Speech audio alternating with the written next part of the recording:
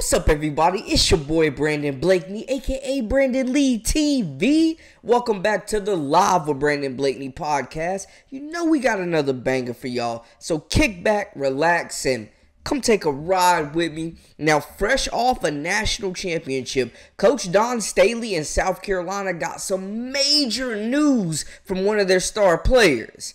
Now, we got to break it down. Also, Mark Jackson, former NBA coach, NBA analyst, had some high praise for Raven Johnson, the South Carolina point guard who had quite the redemption year this year after being waved off by Caitlin Clark and straight disrespected in the game last year. She came back and got her warrants for sure.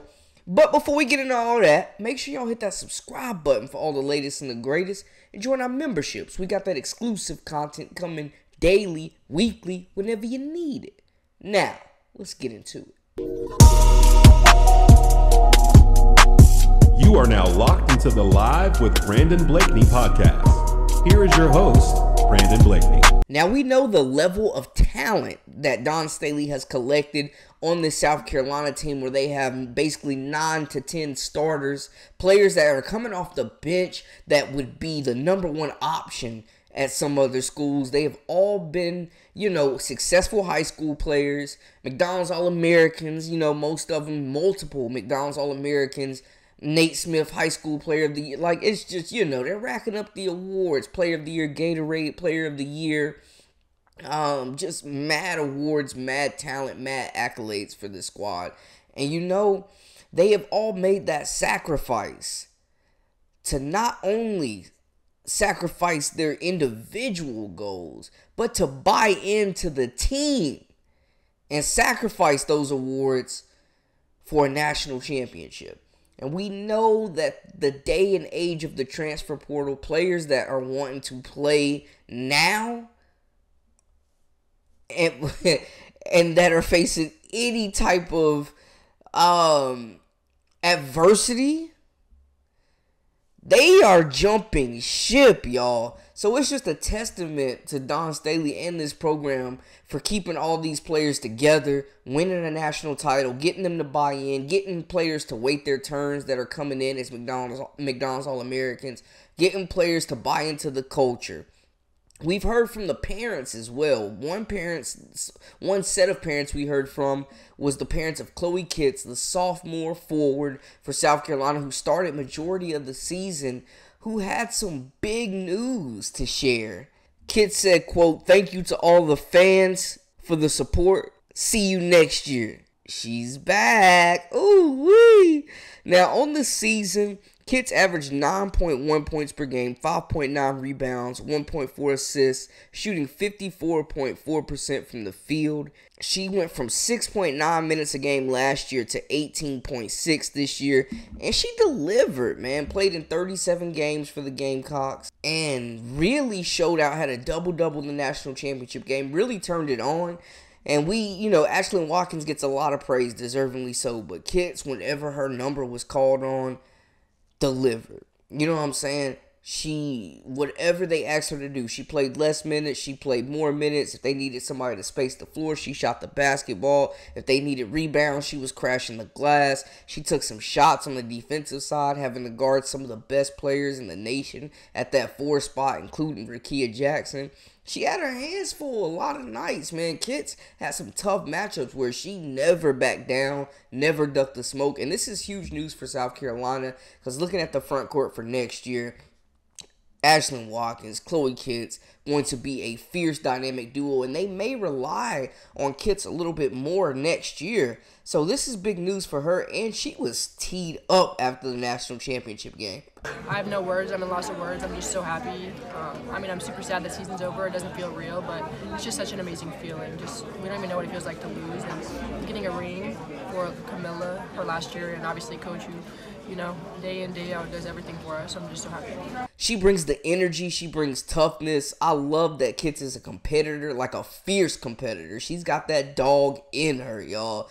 Fierce competitor, just does not give up on plays, man. Gets those 50-50 balls. Like, she does a lot, and I could absolutely see her seeing another spike. She went up basically 8 points per game more from last year. doubled her rebounds, like went up.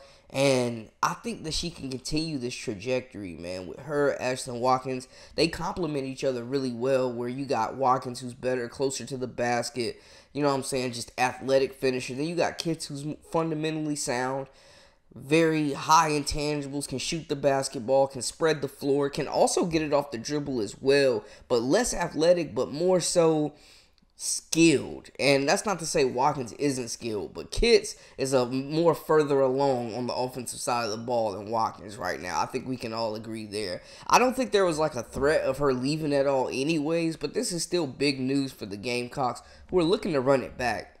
And we know that roster is going to be looking crazy next year. They could be better next year. That's the scary part about this. They could be better next year, man. When you add McDaniel, Joyce Edwards, Tack, like it's going to be spooky. And you're bringing back basically your entire roster except for Camila Cardoso.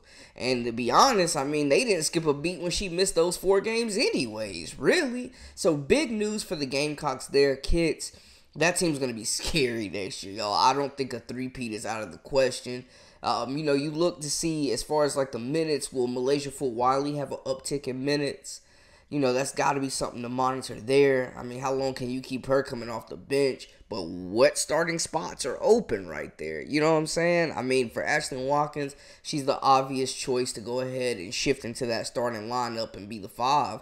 But, you know, the backcourt is deep, man. Tessa Johnson led the team in scoring in the national championship game. Continues to just be extremely effective off the bench, shooting the basketball. Had a big game in the Final Four as well. Like, she just has produced, and she doesn't get as much accolades as Malaysia Fulwiley, but she is definitely delivering. And there's enough to go around. We got to trust that Coach Don Staley will put these players in the right position. They're still being effective, and I don't think Johnson is a player that's going to mind coming off the bench and waiting her turn. And I could say the same for Fulwiley as well.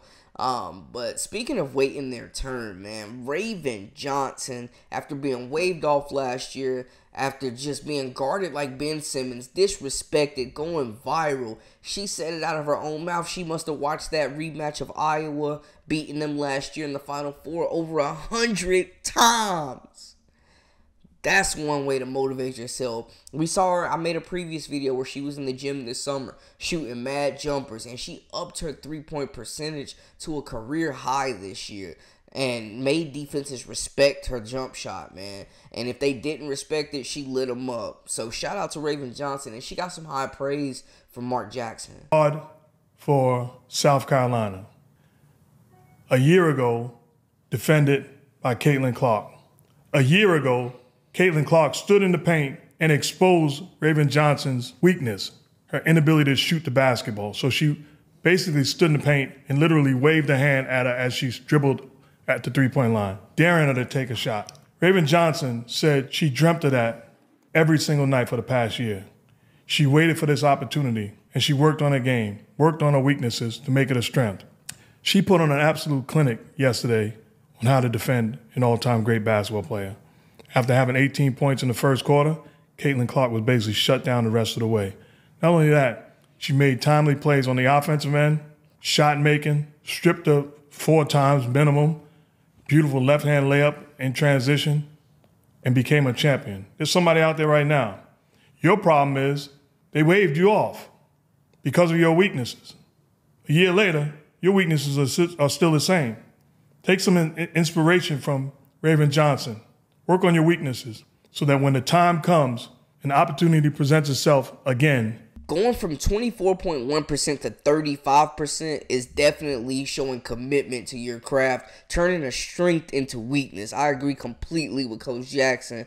Man, I mean, just a total redemption story. She could have balled up. She could have folded. She could have, let this hold her down and hold her back from coming back and performing the way she did this year. She was the floor general for this team, the lead assist maker, playmaker, initiator for this offense. She had the keys. When they needed her to score, she did. She was consistent on the glass as well, grabbing rebounds. She had Caitlin Clark in a chokehold during that national championship game for 3 quarters. Raven Johnson did everything that was asked of her this season, and I think next season she's the unquestioned leader for this group.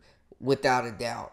Her best friend's leaving. She's got to take over and continue. And she's been that calming presence, her and Tahina Pow. But Raven Johnson, whenever things got frantic in this tournament, whenever things got a little too fast, a little out of control, Raven Johnson was the one that was slowing the ball down, getting them in their sets, you know what I'm saying, initiating the offense, and really just getting them to make smart basketball decisions and smart plays and to be efficient on the offensive side with the basketball. And then we know she's pressuring the basketball, getting steals. I mean, her defensive performance against Caitlin Clark. We know Clark got 18 in the first quarter, but Johnson was not guarding her. But for the rest of the game, Clark worked for every bucket. So shout out to just a total redemption story, man. Way to come back, and that's life. That's how you got to treat life, man. You come in, you might not get it right away, what you think you deserve, what you think you earn, but you keep putting in the work, keep your head down, and just believe in yourself. And you see the results and what can happen, man.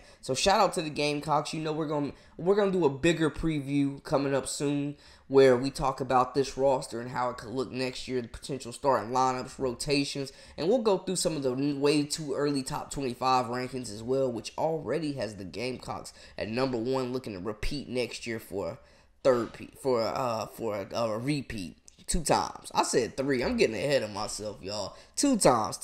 My bad. I know I said it early in the video. 3. 2 times. A repeat. Looks like it could be on the horizon. But after that, shoot, a 3-peat might not be out of the question either. This roster is loaded for years to come. But anyways, we won't get too ahead of ourselves. Y'all let me know how y'all feel about the latest and the greatest in this news. Holler at me in the comments. Let me know. And I appreciate y'all continuing to run up these numbers, baby. Much love to y'all. Until next time, hey, we out.